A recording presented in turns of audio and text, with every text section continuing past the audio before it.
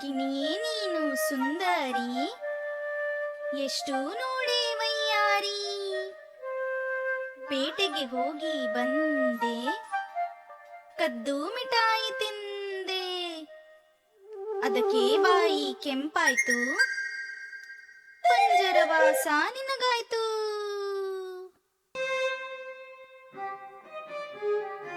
ಪಂಜರದೊಳಗೂ ನೀನಲಿದೆ, ಹಾಡಿ ಜಿಗಿದು ನೀ ಕುಣಿದೆ. ಮಕ್ಕಳೆಲ್ಲ ಸೇರಿದರು, ಹಣ್ಣು ಮಿಠಾಯಿ ಕೊಟ್ಟರು. ಪಂಜರ ಬಾಗಿಲ ತೆರೆದರು, ಬಾನು ಮುಗಿಲು ನಿನದಾಯ್ತು.